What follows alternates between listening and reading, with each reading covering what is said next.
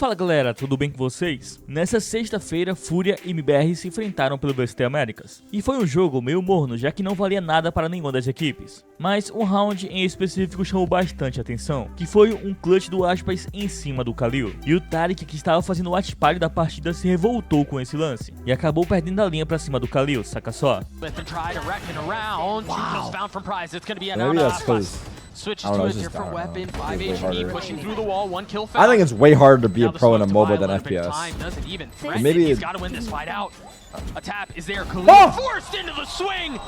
Khalil, what are you doing? He's shooting at you. Hide. They're getting drugs.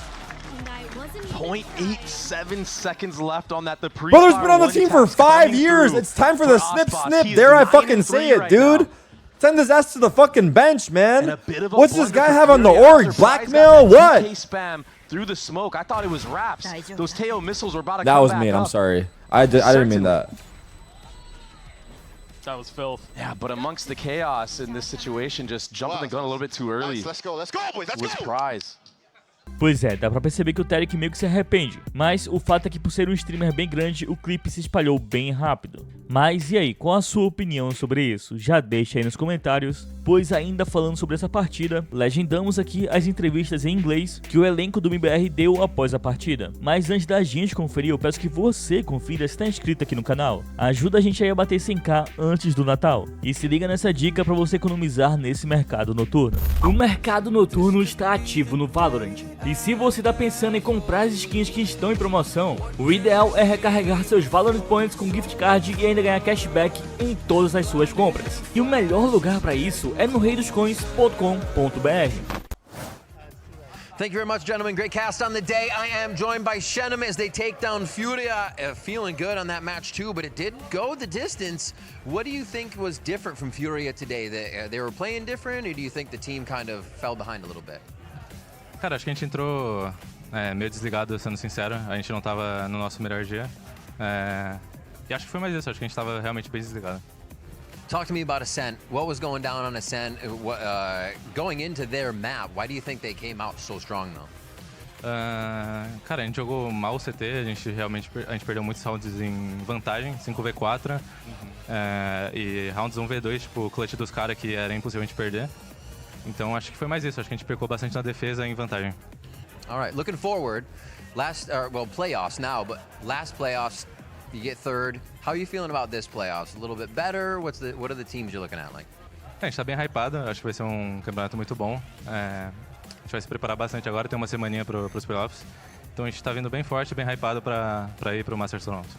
All right, and possibility with the results of this weekend, 100 Thieves, Sentinels, or Crew. Are you excited particularly to play any one of those teams or anybody in playoffs? Cara, acho que eu falaria Sentinels pelo kickoff, que a gente não classificou pro Masters por causa dele. Então acho que eu falaria Sentinels. All right, I got 2 more questions for you. Do you feel like today's game exposed a little bit of what MIBR needs to fix before playoffs, or do you think it was more just on the team making some mistakes? Cara, eu acho que foi mais demérito nosso. Acho que a gente, como eu falei, a gente entrou meio desligado, não tão hypado, porque querendo ou não valia nada pra gente. Acho que é mais isso, acho que a gente vai vir mais hypado para os playoffs, com certeza. Awesome, and my final question for you, if we take kind of Shenum from kickoff, or even Shenum in challengers, and put him right here next to you, this Shenum, what's the difference? How have you changed? How have you grown? Cara, do Challengers pro Kickoff e pro de agora, mano, acho que realmente eu evolui muito, tipo, tanto dentro do jogo, inteligência, em gameplay, saber jogar melhor com os bonecos também. Acho que mais evolução no geral de individual, sabe? I'm joined by Artisan and Fraud. So first of all, of course, congratulations. Obviously, there is quite a bit to unpack in this match. We expected an extremely dominant performance, but it got a little sweaty, a little muddy there at the end. Looking at Split, the last map you played, what do you feel was the reason the map unfolded the way it did?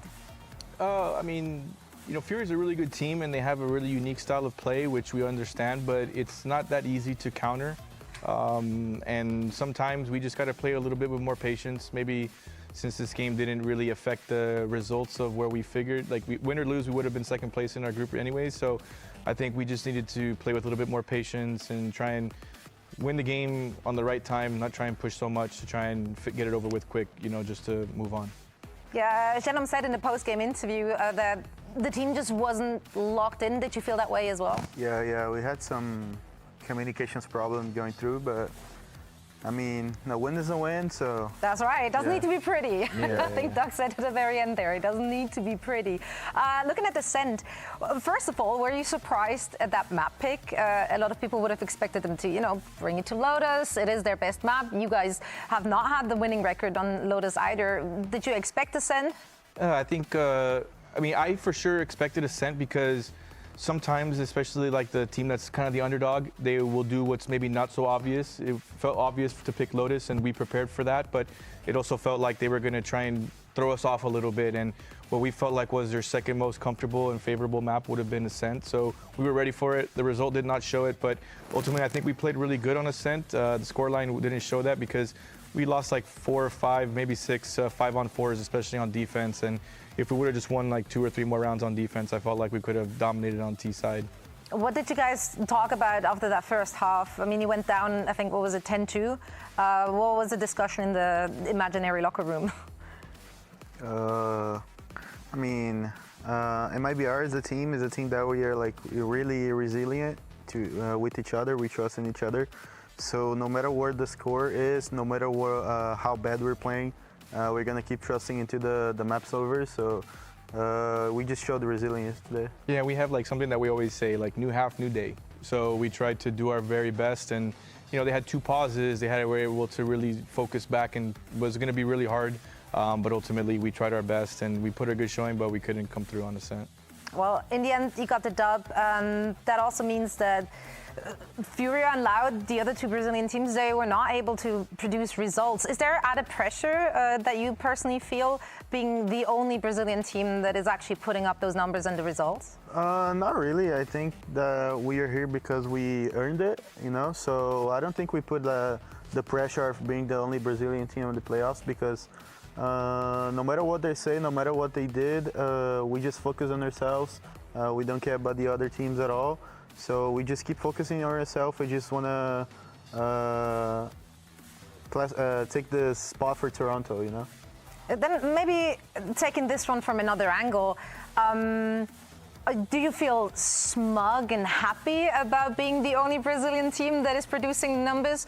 Or is it maybe also a little bit of a disappointment? Would you like to see Brazilian Valorant represented better?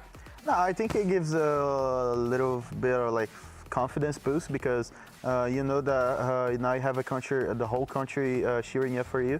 So that's kind of give us some confidence boost, and we think like, hey guys, it's only ours against the world now, so let's do it, you know. So yeah, basically it just give our like confidence boost. Yeah, and we also know that all the Brazilian teams are really good. It's just been kind of unfortunate the last 2-3 years of franchising. You know, last year was us, and other years was us and Furia again. So it's kind of like for me.